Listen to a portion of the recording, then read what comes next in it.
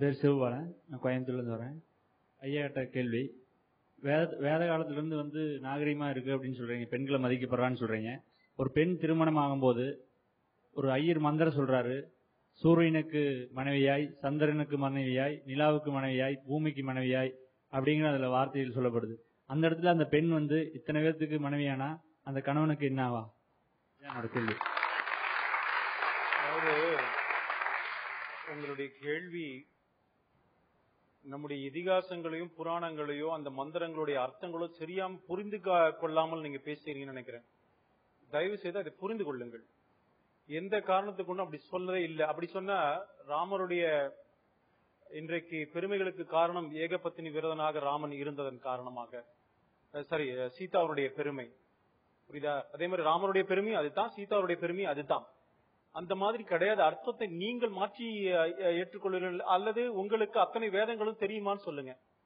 நீங்க புராண இதிகாசங்களை ஃபுல்லா படிக்காம குறை சொல்ல வேண்டும் என்பதற்காக சில பாட்டு எடுத்து பேசுவது, அதற்கு பதில் சொல்லுவது சரியாக இருக்காது. தயவு செய்து அனைத்தையும் படித்து விட்டு வாருங்கள், அதற்கு அர்த்தம் இருக்கிறது. அதே போல நம்முடைய இதிகாசங்களுடைய பெருமைகளையும் தயவு செஞ்சு படிங்க. நான் சொல்ல வந்தது, இந்த நாட்டுல பெண்களை போற்றுகின்ற என்கிட்ட இருக்கு. நீங்க சொல்வதெல்லாம் பேச முடியும், பக்கம் பக்கமா பேச முடியும். ஆனா இதுக்கு நேரம் இருக்குமான்னு தெரியல. இதோ இருக்கு, எல்லாமே உங்களுக்கு சொல்றதுக்கு என்கிட்ட இருக்கு.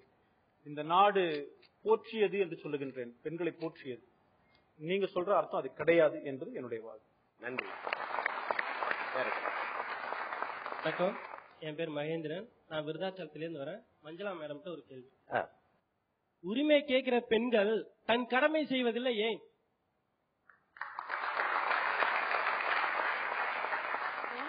செய்யணும்னு எதிர்பார்க்கறீங்க, அது சொல்லுங்க. என்ன கடமையை செய்யணும்னு நீங்க எதிர்பார்க்கறீங்க? இல்ல, இப்போ கடமை பியூட்டி பார்லர்ல தான் அதிகமா கடமையா அவங்க எடுத்து செய்துட்டு இருக்காங்க. மத்த கடமை எதுவுமே பார்க்கல. இப்ப உங்க காலைல உங்க வீட்ல இருந்து வழி அனுப்பிச்சது யாரு? நீங்க காலைல சாப்பிட்டீங்களா இல்லையா? என்ன மேடம், காலையில ஏதாவது சாப்பிட்டீங்களா? சாப்பிட்டேன். என்ன சாப்பிட்டீங்க? சாப்பாடு. யார் செஞ்சு கொடுத்தது? அம்மா செய்றாங்க. அம்மா உங்க அம்மா ஒரு பெண் தானே? நான் அம்மா குத்தம் சொல்லல. நான் கேக்குறது அம்மா பெண் தானே? அம்மா அவங்க கடமை செஞ்சாங்களா? பெண்ணுக்கு உங்க அம்மா பியூட்டி பார்லர் போனாங்களா? காலையில எழுந்து உங்களுக்கு சாப்பாடு செய்யாம பியூட்டி பார்லருக்கு போயிட்டு வந்தாங்க. பெண்ணுனா சரி, அடுத்த கேள்வி. அவனை விட்டுருங்க, பாவம். வேற கேள்வி. என் பேர் ஷர்மிளா, நான் திருவட்டூர்ல இருந்து வரேன். நான் மேடம் கிட்ட ஒரு கேள்வி கேட்கணும். மேடம், அழகு சாதன பொருட்கள் கடைகள்ல பார்த்தோம்னா நிறைய பெண்கள் இருக்காங்க. அதே மாதிரி ஜவுளி கடையில நிறைய பெண்கள் இருக்காங்க. புத்தக கடையில, நூலக நிலையத்திலும் பாத்தீங்கன்னா ரொம்ப பெண்கள் குறைவாவே இருக்காங்க. அழகுக்கு முக்கியத்துவம் கொடுக்கிற பெண்கள் ஏன் அறிவுக்கு கொடுக்க மாட்டேன்றாங்க? இன்றைக்கு நடைமுறை விஷயத்த சகோதரி கேட்டிருக்காங்க. ரொம்ப சரியான இது. இப்ப இன்னைக்கு தவறுகள் அதிகமாக நடக்கிறதுக்கு காரணம் இதுவும் ஒண்ணு. சொன்ன மாதிரி சகோதரி சொன்ன மாதிரி அழகுக்கு முக்கியத்துவம் கொடுக்கறாங்க, தன்னுடைய அறிவுக்கு யாரும் முக்கியத்துவம் கொடுக்கறது இல்ல. அதே மாதிரி அறிவு சார்ந்த ஒழுக்கத்துக்கும் முக்கியத்துவம் கொடுக்கறதே இல்ல. இப்ப பாத்தீங்கன்னா கல்வியுடைய முறை அப்படிங்கும் போது பாத்தீங்கன்னா ஒழுக்கம் சார்ந்த கல்வி கேட்கிறோம். ஒழுக்கம் சார்ந்த கல்வியோட ஒழுக்கம் சார்ந்த கல்வியோட இரையச்சமிக்க வாழ்க்கையும் அவர்களுக்கு உருவாக்க வேண்டும். நபிகள் நாயகம் சொல்றாங்க, ஒரு தாயோடைய மடிதான் முதல் பள்ளிக்கூடம். ஒரு குழந்தைக்கு முதல் பள்ளிக்கூடம் எது அப்படின்னு பாத்தீங்கன்னா தாயோடைய மடி அப்படின்னு சொல்லி சொல்றாங்க. இப்ப ஆனா பாத்தீங்கன்னா ஒரு தாய் தன்னுடைய குழந்தையை கருவறையில் சுமக்க ஆரம்பிக்கும் போதே என்ன பண்றாங்க, அதுக்கு முன்னாடியே பிளானிங் பண்ண ஆரம்பிச்சிடுறாங்க. அதாவது தன்னுடைய குழந்தையை எப்படி வளர்க்க வேண்டும், என்ன பண்ணணும், எப்படி ஆக்கணும், எந்த ஸ்கூல்ல அட்மிஷன் போடணும். ஏன்னா இப்ப 3 வருடத்துக்கு முன்னாடி அட்மிஷன் நின்றாதான் நம்மளுக்கு அந்த அட்மிஷன் கிடைக்கும்.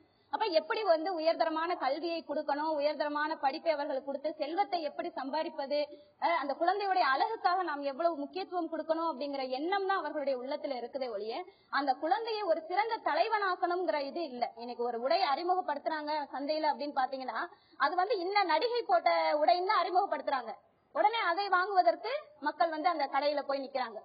இப்ப சொன்ன மாதிரி ஐஸ்வர்யா ராய் பயன்படுத்தின ஒரு அழகு சாதன பொருளா, அதற்காக போய் மக்கள் நிக்கிறாங்க. எங்க தன்னுடைய குழந்தையும் இந்த சாதனத்தை பயன்படுத்தின அழகு பொருளை பயன்படுத்தினால் இந்த குழந்தையும் நம்மளுடைய குழந்தைய அழகா வந்துருமோ அப்படிங்கிற ஒரு எண்ணம் அந்த தாயிடம் இருக்கு. அப்ப முதலில் தாய் என்பவள் சிறந்தவளாக இருக்க வேண்டும் இல்லையா? இப்ப சொன்னாங்க, ஒரு பண்டித ஜவஹர்லால் நேரு சொன்னாங்க, ஒரு தாய் கல்வி கற்றால் அந்த குடும்பமே பல்கலைக்கழகமாக திகழும் அப்படின்னு. அப்ப தாய் சிறந்தவளாக, தாய் ஒழுக்கம் உள்ளவளாக இருந்தால் தன்னுடைய குழந்தையும் அதே மாதிரி வளர்க்க வேண்டும். குடும்பம், அந்த குடும்பத்தோடு அவர்களுடைய வரையறையை நிறுத்திவிடக்கூடாது. ஒரு பெண் அப்படிங்கும் போது முதலில் தன்னுடைய குடும்பத்தை சீர்திருத்தக்கூடியவர்களா இருக்கணும். தன்னுடைய கணவன், தன்னுடைய குழந்தைகள், அவர்களை சீர்திருத்தக்கூடியவர்களா இருக்கணும். அதற்கடுத்து அண்டை வீட்டாரிடம் அவர்களிடம் நல்ல முறையில் நடந்து கொண்டு அவர்களை சீர்திருத்தக்கூடியவர்களா இருக்கணும். அதற்கடுத்ததாக சமூகத்தை சீர்திருத்தக்கூடியவர்களா இருக்கணும். இந்த சமூகம் சீர்பற்றுச்சு அப்படின்னு பாத்தீங்கன்னா நம்ம என்ன பண்ணலாம், நாம் இந்த பெண் உரிமையை அடைந்து விடலாம். நாம் என்னது இந்த பாரத நாட்டுடைய அந்த பெருமையும் நம்ம காப்பாற்றக்கூடியவர்களாக மாறலாம். என் பேர் காமாட்சி, நான் தண்டாப்பேட்டில இருந்து வரேன். மேம் கிட்ட கேட்கும். வணக்கம் மேம். நாளைய சந்ததிகள் நல்லா இருக்கணும்னா நிகழ்கால பெற்றோர்கள் கல்வி அறிவுட இருக்கணும். ஆனா இப்ப பெண்கள் உணர்ந்து இருக்கிறாங்களா? இதுக்கும் நான் குடும்ப சூழ்நிலை தான் சொல்லுவேன். அதான் சொல்றேன்ல, எங்க கூட யூஜி படிச்சவங்க ஒரு 30-40 பேர்.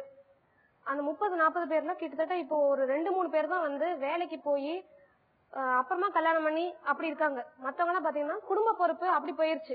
அவங்களுக்கு வரும்போதே எப்படினாலும் எங்க அப்பா அம்மா என்ன யாருக்கா கல்யாணம் பண்ணி விட்டுருவாங்க, நான் படிச்சு ஒன்னும் ஆக போறது இல்ல அப்படின்னு சொல்லிடுவாங்க. அவங்க ரொம்ப நுணுக்கமா படிச்சதே ஒரு 10 பேர் தான் படிச்சிருக்கோம். அந்த 10 பேர்ல ஒரு 3 பேர் தான் இப்ப வரைக்கும் வேலைக்கு போற அந்த 3 பேர் தான். அப்ப பாத்துக்கோங்க, 2003-2004 இந்த நிலைமைனா அப்ப அவேர்னஸ் இல்ல. இப்போ சிட்டில இருக்கிறவங்களுக்கு தான் கொஞ்சம் கொஞ்சம் அவேர்னஸ் இருக்கு. சிட்டில இருக்கிற பொண்ணுங்க தான் படிக்கிறாங்க. அதுலயுமே கவர்மெண்ட் ஸ்கூல்ல படிக்கிற பொண்ணுங்களுக்கு இன்னும் அவேர்னஸ் இல்ல. கேட்டா அவங்களுடைய அப்பா அம்மா படிக்காதவங்க, அவங்க இருக்கிற சூழ்நிலையே வேற. இப்ப நம்ம இங்க உட்காந்து மேடையில நல்லா பேசலாம், இந்த மாதிரி ஏன் இல்ல போல வரலன்னா நம்ம அப்பா அம்மா கொஞ்சம் படிச்சிருப்பாங்க. அதனாலதான் நமக்கு சொல்றாங்க, நீ படிக்கணும், நல்ல வேலைக்கு போகணும், நீ வேலைக்கு போனாதான் உனக்கு நல்லது, உன் குடும்பத்துக்கும் நல்லது, நீ தனிச்சையா இருக்கலாம், இண்டிபெண்டா இருக்கலாம். ஒருத்தரை நம்பி இல்லாம தன் வாழ்க்கையை தானே தீர்மானிக்கிற அளவுக்கு முன்னேறணும். ஒருத்தர் படிச்சு வரணும். அதுக்கு கவர்மெண்ட் அவேர்னஸ் கொடுக்கணும்.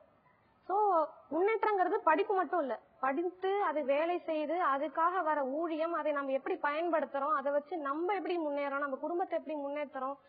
அதே மாதிரி இவங்க சொல்லிட்டு இருந்தாங்க, இந்த மாதிரி தாய் குழந்தைய வளர்க்குறாங்க. தாய்க்கு மட்டும் பொறுப்பு கிடையாது, கூட இருக்கிற அப்பாவுக்கும் பொறுப்பு வரணும். அப்பதான் ஒரு குடும்பத்துல அது குழந்தைய வளர்க்க முடியும். அது தாய் சார்ந்த விஷயம் கிடையாது. 10 மாசம் பெக்கிறவங்க ஒரு தாயோட கடமை, அதோட முடிஞ்சிச்சு. அதுக்கப்புறம் அவங்க அப்பா, அவங்க கூட இருக்க தாத்தா பாட்டி, அவங்கதான் அந்த குழந்தைய வளர்க்கணும். அது அப்பதான் அந்த பொண்ணுக்கான பொறுப்புகள் குறையும். குடும்ப பொறுப்பு பொண்ணுக்கு மட்டுமே போடுறதுனாலதான் பல பிரச்சனைகள் வருது. சோ ரெண்டுமே பகிர்ந்தாங்கன்னா அவங்களாலையும் சாதிக்க முடியும், அவங்களாலையும் எல்லாமே பண்ண முடியும். சுதந்திரம் சொல்றமே, பெண்களுக்கு சுதந்திரமே கொடுக்க வேணாம். அவங்களுக்கான வாய்ப்புகள் அவங்களுக்கு நீங்க நிம்மதியா விட்டாலே அவங்களே தானா எல்லாமே பண்ணிக்குவாங்க. நன்றி.